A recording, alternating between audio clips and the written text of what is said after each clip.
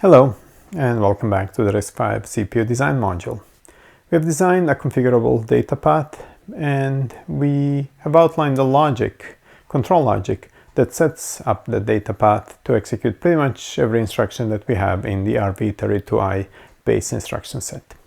In that process, we have figured out that there is a lot of stuff that happens concurrently in both data path and the logic. For example, while we are retrieving an operand from the register file, we are generating the immediate as well, concurrently. We've also gotten some sense for the timing. Timing is very important. Obviously, this logic that implements the data path and the control takes some time to complete. And that critical path, the longest time that it takes us to execute an instruction in a data path, sets how frequently we can run the clock on this processor, and sets how many instructions we can run per second. We've gotten only a qualitative sense for timing so far, so we are going to try to make it a bit more quantitative in this section. So to do that, let's examine our well-known data path that we've had before. So this is the same picture as we have had before, along with the control module below it. And we'll execute a very familiar instruction, which is a register-based add. This instruction runs like every single one that we have already seen running on this data path. It starts the execution on the rising edge of a clock. That's when we update the program counter. The new value of the program counter appears at its output, and there are two things that happen concurrently. We add 4 to it, and we fetch the instruction from the instruction memory. Those two processes will take about a comparable amount of time. I wouldn't say the same amount of time. Which one is going to be longer? It really depends on the technology that we implement this in. So we are going to have a new value of PC+4 ready at the input of this multiplexer, but the correct value is not going to be present in front of the PC until we have the value of PC cell settled. So concurrently with that, we will fetch the instruction from the instruction memory, and when that signal appears, we have completed the first phase of the execution, which is the instruction fetch. Now, at that moment, two other things are going to happen concurrently. We will start the process of retrieving the values of the source registers RS1 and RS2 from the register file, and we will start decoding the instruction. As we decode the instruction, we'll figure out that it's an add. That add will tell us that we should set the PC cell to pick the top input from this multiplexer right there. That the immediate select control should be a don't care because we don't have an immediate in this instruction. Register write enable should be set to 1 because we do have to write the value of the addition back into the destination register of a register file. All branch signals are don't cares. A select and B select are both zeros because we are selecting the outputs of the register file. ALU select is set to add. Memory read write is set to read because we are not writing to the memory. And write back select is set to 1 such that we will be writing back the ALU value. As soon as this signal PC cell settles, we will have a valid output of that multiplexer set at the input of the program counter. But the new value into the program counter is not going to be written until we complete the cycle and set up the next rising edge of the clock. What you see here is that this path is shorter than the one that is going to happen concurrently. There is way more blocks downstream. Let's see what is happening downstream. So we are still in the instruction decode phase. It will complete at the moment when we get the valid outputs of the register file, from the register file. So the register file read completes the instruction decode phase of execution. Then we proceed with the execute phase.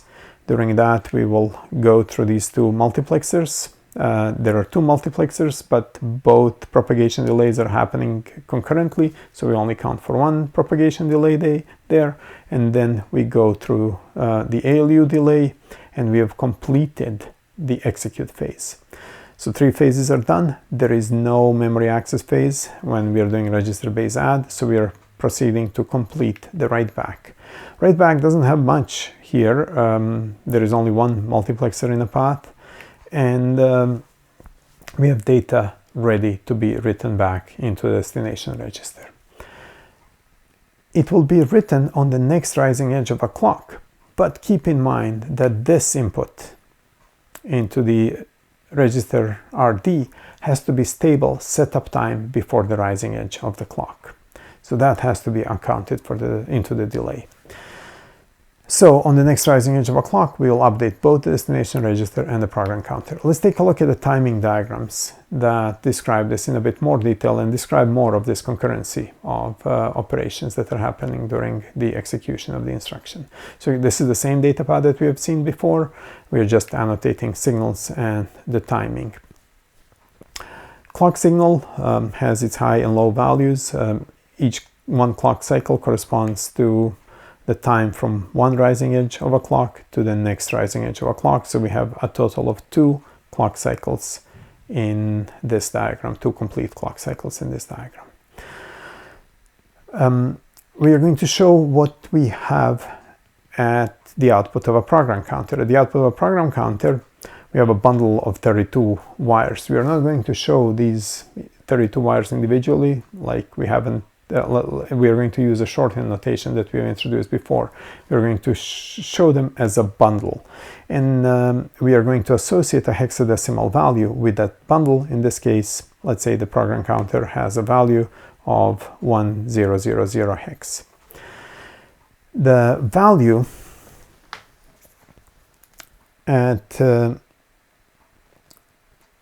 the output of the program counter is valid after the propagation delay that is equal to T clock to Q. And all 32 outputs of that program counter are valid at the same time. Now, 2 things are happening concurrently. We're fetching an instruction from the memory, and we're updating the program counter, incrementing the program counter.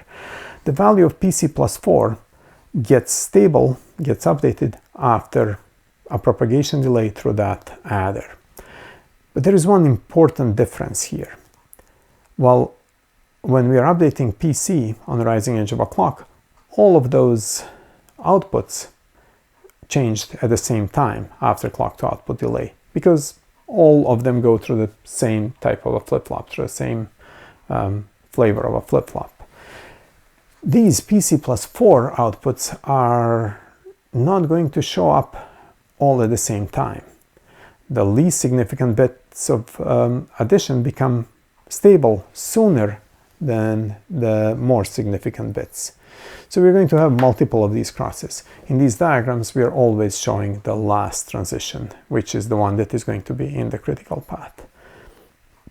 So after the propagation delay of the most significant bit, the PC plus 4 is the new value, and at the same time we are proceeding with fetching the instruction. And the instruction is going to show up at the output of the instruction memory, and it's also going to have 32 bits. Here we are using a notation where we assemble that instruction and find out that it is an add. Instead of showing 32 bits here, we show it's an add that adds contents of x2 and x3 and stores it in x1. Propagation delays are comparable to the adder delays. Now, control logic is going to follow that.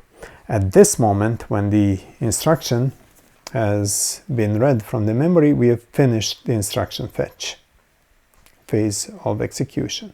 So this is our instruction fetch. We are proceeding with the next phase, which is instruction decode.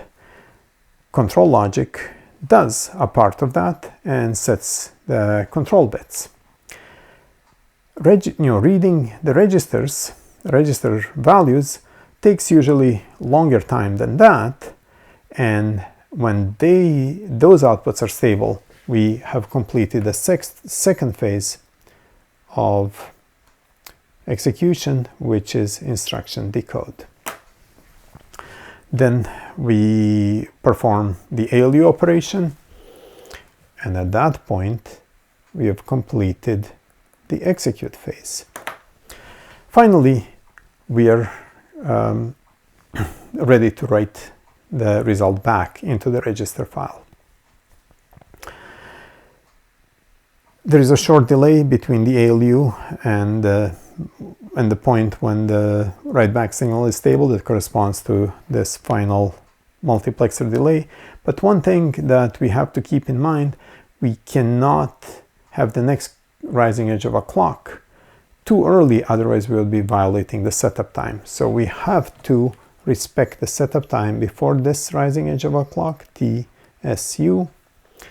So this last transition out of from the write-back signal cannot come after the setup time of the register in the register file.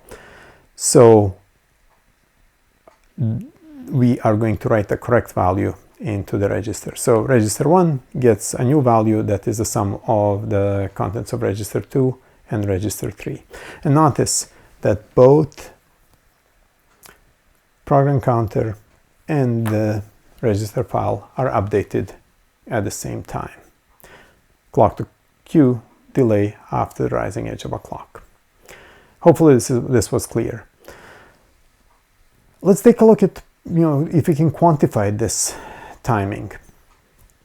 What we said, there are two things that are happening concurrently, and we are assuming here that the control logic definitely takes shorter time than the time that it takes us to retrieve the data from the register file. So there are two loops that set the timing. One that involves the propagation delay from the program counter through the adder and the multiplexer and comes back to that program counter. That delay path equals to clock to output delay of the program counter plus time to add, time to propagate through the multiplexer, and then has to meet the setup time of that program counter. The other path is clearly longer. It's the yellow one. In the yellow path, we go through the clock to output delay of the program counter, access time for the instruction memory, access time for the register file,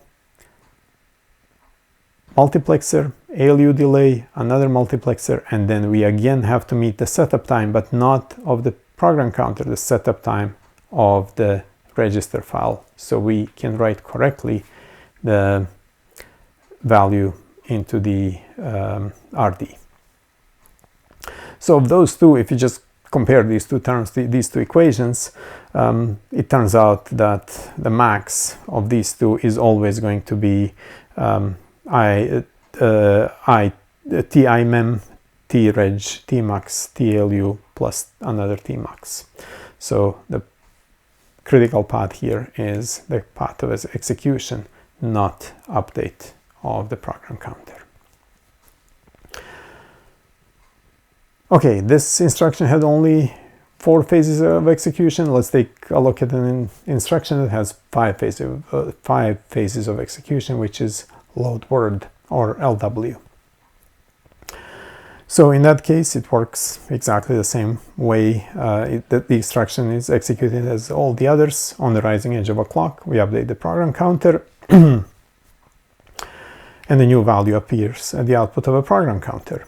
Then we have 2 simultaneous paths that get exercised. We go through the adder and update the value of a program counter and fetch a new instruction. Then we start decoding that instruction. We set the control bits appropriately. PC plus 4 is what is PC cell set to. Immediate select is set to be of a type of I, immediate, because loads are of immediate, of I types. Register write enable is set to 1 because we're going to write back the result that we retrieve from the memory. All branches are set to don't cares. A select is 0 to take RS1, and B select is set to 1 to take the immediate. ALU adds those two together. Memory read write is set to read because we're actually this time reading the memory, and write back select is set to 0 such that we send the memory output to be written back into the destination register. We proceed with executing this instruction. So since the PC plus 4 is ready early on, as soon as PC cell signal is ready, we'll write a new value into the program counter. Now, two other things happen concurrently, and they start while we are decoding the instruction. First, the output, we access the register file, and we get the RS1 at its output. Simultaneously, we also generate the immediate. It is not clear which one of these two is going to take longer time, because if you remember, the immediate generation depends on decoding of the instruction. So we need to know that this is an I type of an immediate in order to generate a correct immediate. So that delay tends to be comparable to the delay of retrieving the data from the register. So then the rest is similar to what we have seen before. This completes the instruction fetch, instruction decode phase. Instruction fetch was completed with the access to the instruction memory. This completes the instruction decode phase. Then we go into the execute phase. That one is completed when the output of the ALU is valid with the address that points to the memory. We go through the memory access phase, and finally we write back the result of that into the destination register. Now we have three possible paths that could be critical. One is this one that we have already figured out that is short. This Founder's Rock is the name of this color. It's a Berkeley color. Is definitely a shorter path than either one of these two. And these two other paths are almost the same. They just differ in the delay of the register file access versus the immediate generation delay. So in both of those cases, we go through the instruction memory, then either the immediate generation or the register file, followed by a MUX, ALU, data memory, and another multiplexer. We have to add clock to queue delay of the program counter that launched the instruction, and the setup time of the register file that needs to be met in order to correctly write back the result. When that is done, we can complete this instruction, write back into the register, and update the program counter. A little bit more conceptual timing shows what we have seen already in the previous few slides. Here is showing what is happening during one clock cycle. PC gets updated, and instruction fetch completes the first phase of execution. The time that it takes here is some time that corresponds to instruction fetch.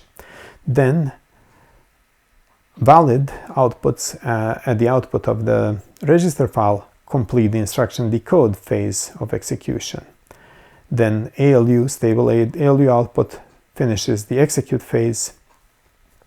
Stable memory output completes the memory access phase. There is very little logic that is in the write back phase. So we have to go through that piece of logic and make sure that we meet the setup time of whatever we are writing back into before the next rising edge of the clock. If we put some numbers to it, instruction fetch say takes 200 picoseconds, until we get the results out of the instruction memory, and that then takes another 100 picoseconds to read the registers to complete the instruction decode. ALU, say, takes 200 picoseconds and completes the execute phase. Data memory, say, takes 200 picoseconds to get the data and complete the memory access phase. And finally, write back says takes 100 picoseconds. That includes that setup time. The total time is 800 picoseconds to execute this instruction. One thing that is worth noting is that not all instructions go through every single phase. So some of them are going to be done sooner, some of them are going to be done later. We always have to take the worst case. In this case, the worst case is load word. Add only goes through 4 phases, as we have seen before: instruction fetch, instruction decode, ALU or execute, and write back. So that takes only 600 picoseconds. Branch if equal goes only through 3 phases, and so on. Load word is the longest one, takes 800 picoseconds. How fast we can clock that? Well, we can clock it at maximum clock frequency. That is 1.25 gigahertz.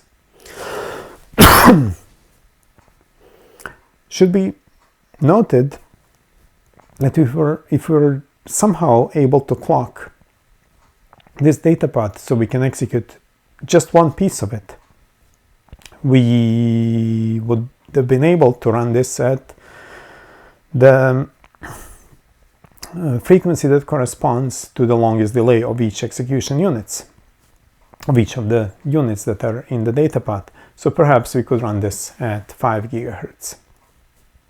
We can't do that because we can't just execute some instructions and not the others, or just perform the addition and neglect everything else. But we are going to see how we can benefit from that a bit later. We'll take a quick break now and be back in a second.